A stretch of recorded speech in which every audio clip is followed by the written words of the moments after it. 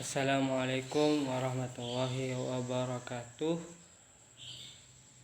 Perkenalkan, nama saya Adi Ahmadi dari kelas B2 dengan NIM 211 F10004.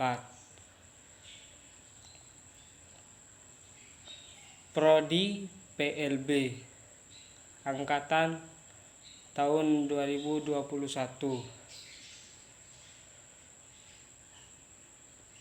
Pada kesempatan kali ini saya ingin memaparkan hasil rangkuman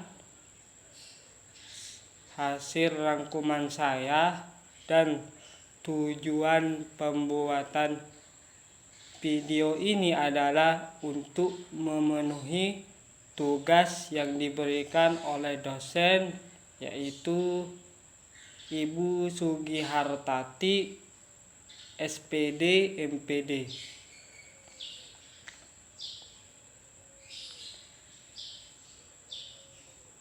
Dan pada kesempatan kali ini saya akan membahas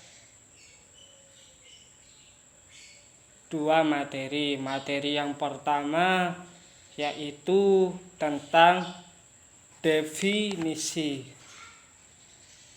Yang kedua adalah tentang identifikasi.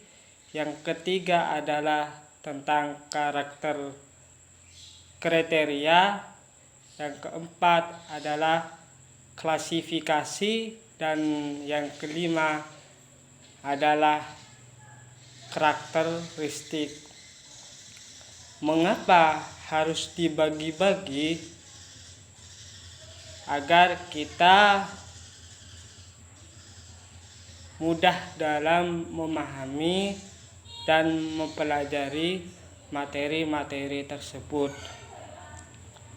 Nah, sebelum saya memasuki kepada materi yang pertama, saya ucapkan terima kasih banyak kepada Ibu Sugihartati, SPD MPD, yang telah memberikan tugas ini kepada saya. Dan tak lupa juga saya ingin mengucapkan terima kasih banyak kepada teman-teman saya yang ada di kelas B2 yang selalu membantu saya dalam perkuliahan. Nah, tanpa berlama-lama, saya akan langsung memasuki ke materi yang pertama, yaitu tentang definisi. Mungkin di antara kalian atau teman-teman sudah ada yang tahu tentang definisi, dan bagi yang masih belum tahu, mari simak video saya berikut ini. Yang pertama, definisi. Definisi itu apa? Definisi adalah batasan-batasan suatu fakta atau objek, konsep, dan keadaan-keadaan berdasarkan waktu sebuah kajian. Berlanjut ke yang kedua, yaitu identifikasi. Identifikasi itu apa? Identifikasi itu adalah menentukan atau menetapkan identitas seseorang. 3. Kriteria. Kriteria itu apa? Kriteria adalah ukuran atau yang menjadi dasar penilaian atau menetapkan sesuatu. Nah, setelah tadi saya membahas yang ketiga, sekarang lanjut ke yang nomor 4, yaitu klasifikasi. Klasifikasi itu apa? Klasifikasi itu adalah proses pengelompokan yang berdasarkan ciri-ciri persamaan atau perbedaan. Yang kelima, tentang karakteristik. Karakteristik itu apa? Karakteristik itu adalah gaya hidup seseorang yang berkembang secara teratur sehingga tingkah laku tersebut konsisten dan mudah diperhatikan.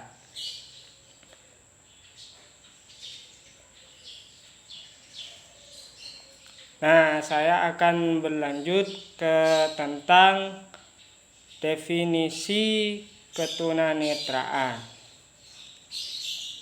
Saya ulang kembali, definisi itu adalah sebuah batasan atau fakta-fakta atau objek, konsep, dan keadaan-keadaan berdasarkan waktu, tempat, sebuah kajian. Nah, definisi ketunanetraan itu sendiri adalah definisi ketunanetraan, yaitu anak tunanetra. Tunanetra berasal dari kata yang berarti tuna, yaitu rugi atau rusak. Netra itu adalah mata. Jadi dapat disimpulkan anak tunanetra tidak dapat menggunakan indera penglihatannya, dan dalam proses belajarnya anak tunanetra menggunakan indera pendengaran, indera pendengaran atau auditif.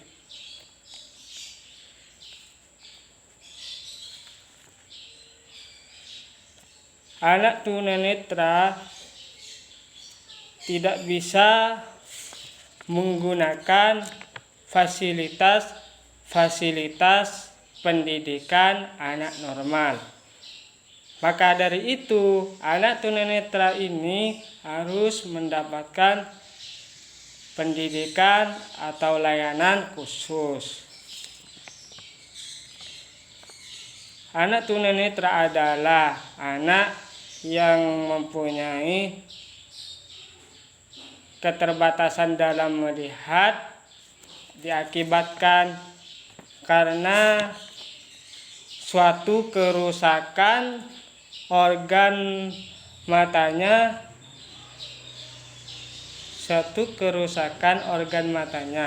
dan menurut Kamus Besar tunanetra adalah satu kesatuan yang tidak dapat dipisahkan karena sudah menjadi satu kesatuan.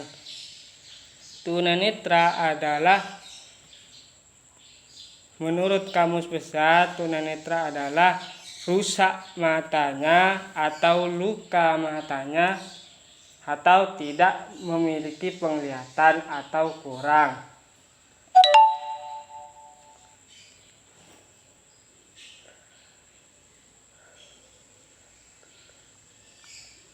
Anak tunanetra tidak bisa menggunakan penglihatan secara maksimal, baik ringan, sedang, ataupun berat.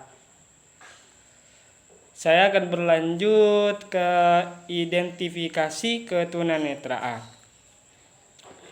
Identifikasi ketunanetraan ini adalah sebagai suatu kondisi penglihatan di mana anak yang mempunyai visus 6 sampai 60 setralis atau lebih kecil dari itu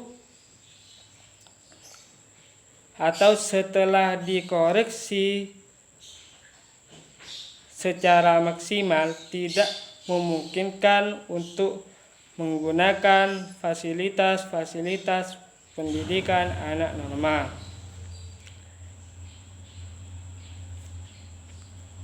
Baik, saya akan berlanjut ke materi kriteria ketunanetraan. Kriteria ini adalah kriteria ini dibagi menjadi 4, yaitu yang pertama dilihat dari kemampuan melihat. Yang kedua adalah kemampuan persepsi cahaya. Yang ketiga adalah sinestesis. Yang keempat adalah saat terjadinya ketunanetraan. Berlanjut kepada yang berikutnya, yaitu klasifikasi ketunanetraan. Klasifikasi ketunanetraan dibagi menjadi 5, yaitu yang pertama, satu kelompok yang memiliki penglihatan agak normal tetapi membutuhkan alat bantu untuk melihat seperti lensa atau kacamata. 2. Kelompok yang ketajamannya kurang atau sedang. Ini juga membutuhkan alat bantu seperti pencahayaan atau alat bantu seperti kacamata juga. Yang ketiga adalah kelompok yang tidak memiliki pengalaman penglihatan akibat kerusakan penglihatannya.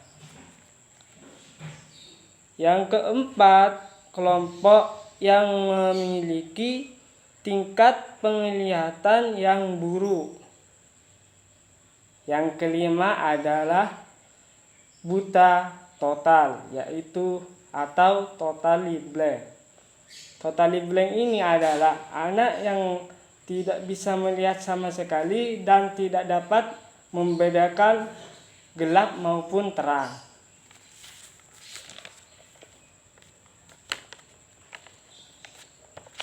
Yang selanjutnya adalah karakteristik tunanetra, yaitu dibagi menjadi 2 bagian, yaitu karakteristik psikis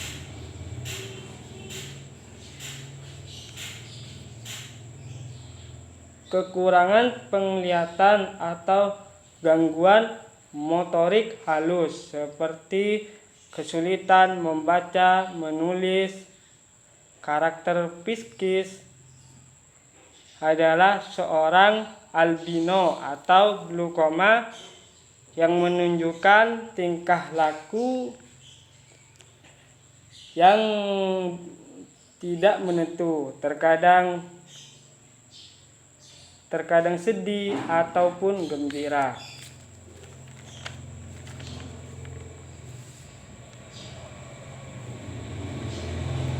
Nah, sebelum saya memasuki materi saya yang kedua, saya ingin mengucapkan terima kasih kepada Ibu Sugihartati yang telah memberikan kesempatan kepada saya untuk merangkum melalui video ini. Materi yang pertama, materi yang kedua yaitu faktor-faktor ketunanetraan yang dibagi menjadi dua, yaitu faktor internal atau dari dalam dan eksternal atau dari luar anak tersebut. Yang selanjutnya adalah klasifikasi faktor penyebab ketunanetraan, yaitu A. Prenatal, sebelum kelahiran. Tahap prenatal yaitu sebelum anak lahir, jadi masih berada di dalam kandungan dan ia sudah diketahui akan mengalami ketunanetraan.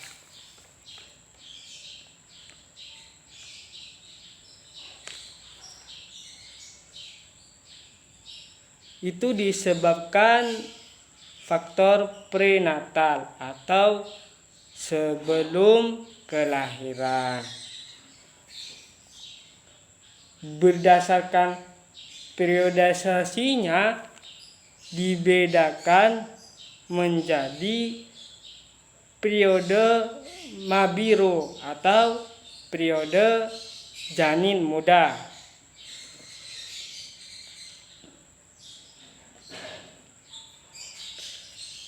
dan periode janin aktivi. Pada tahap ini anak sangat rentan terhadap pengaruh trauma akibat goncangan atau bahan kimia. Baik, saya akan lanjut kepada materi yang materi yang berikutnya adalah faktor-faktor lain yang menjadi anak mengalami ketunanetraan berkaitan dengan kondisi anak sebelum dilahirkan, yaitu gen, sifat pembawaan atau keturunan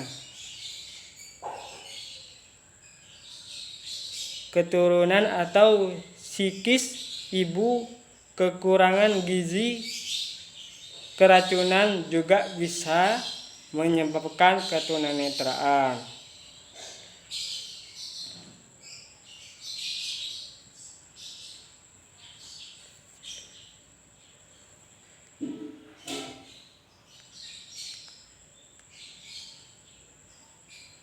Yang kedua yaitu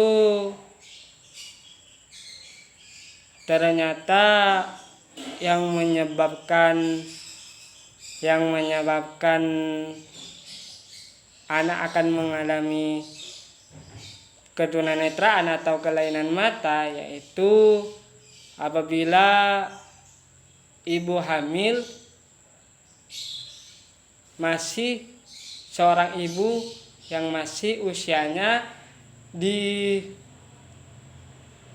masih tergolong muda atau masih belasan tahun. Sebenarnya ibu yang masih berusia belasan tahun itu sudah bisa sel telurnya itu digauli oleh sperma. Tetapi yang sering terjadi, terkadang ibu hamil itu yang masih muda usianya terkadang akan mengalami kesetresan, akan mengalami stres.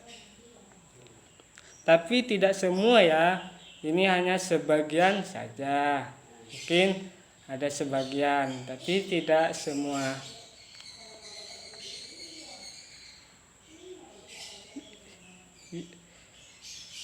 Yang selanjutnya adalah pada postnatal atau setelah kelahiran. Kelainan pada postnatal yaitu kelainan yang terjadi setelah anak dilahirkan atau pada saat anak masa tumbuh kembang. Pada periode ini ketunanetraan bisa terjadi akibat kecelakaan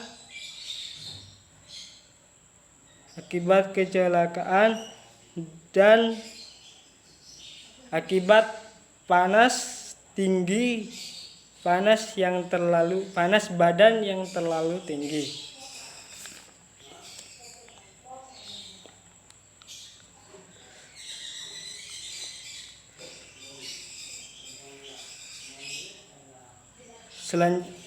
Yang selanjutnya, kekurangan vitamin bisa juga menyebabkan ketunanetraan.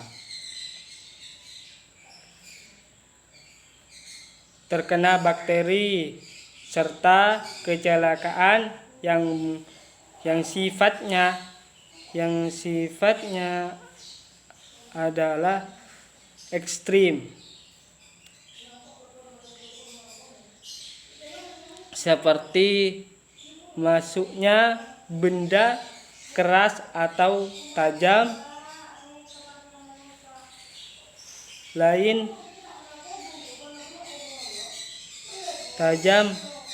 dan kimia yang berbahaya. Yang selanjutnya adalah buta total, yaitu kondisi penglihatan tidak dapat melihat dua jari di mukanya atau hanya dapat melihat sinar dan cahaya. Mereka tidak bisa menggunakan huruf selain huruf Braille. Nah, yang selanjutnya ini adalah ciri-ciri buta total, diantaranya secara fisik mata terlihat juling atau sering berkedip menyempitkan mata. Kelopak mata terlihat merah. Mata infeksi. Gerakan mata terlalu cepat. Mata selalu berair dan membengkaknya pada kulit tempat tumbuh bulu mata. Secara perilaku menggosok mata secara berlebihan, menutup atau melindungi mata sebelah, atau memiringkan kepala atau mencondongkan kepala ke depan. Ciri-ciri yang selanjutnya adalah sulit atau sukar membaca atau mengerjakan tugas yang memerlukan penggunaan mata, membawa buku dan mata. Yang selanjutnya yaitu tunanetra low vision. Low vision ini kondisi penglihatan yang jika melihat sesuatu maka harus didekatkan, atau sebaliknya harus dijauhkan dari objek yang dilihatnya, atau memiliki pandangan kabur ketika melihat objek. Ciri-ciri low vision diantaranya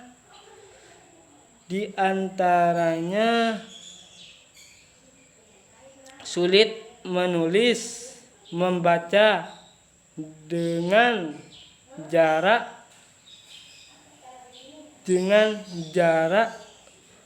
yang sangat dekat, hanya dapat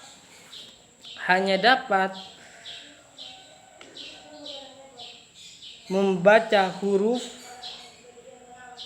yang berukuran besar saja.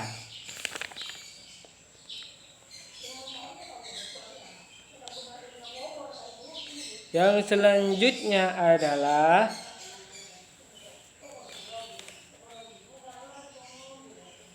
ciri-ciri yang selanjutnya adalah mata terlalu putih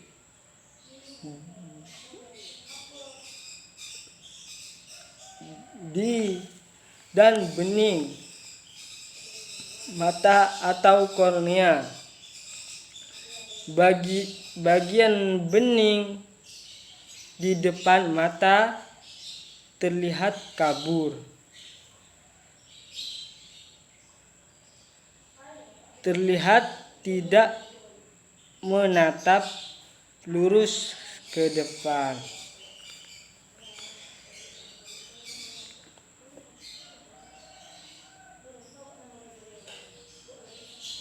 Itulah yang dapat saya sampaikan di dalam pemaparan materi pendidikan anak disabilitas tunanetra. Mohon maaf sebesar-besarnya apabila ada kekurangan, karena saya ini baru pertama kali membuat rangkuman melalui video. Saya mohon maaf sebesar-besarnya apabila ada kesalahan kata dalam penyampaian dan materi yang dibahas saya kurang tepat atau banyak kekurangan. Saya mohon maaf sebesar-besarnya. Sekian, terima kasih. Wassalamualaikum warahmatullahi wabarakatuh.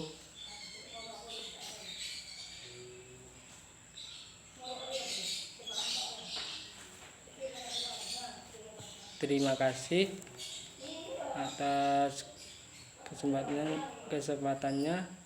Assalamualaikum warahmatullahi wabarakatuh.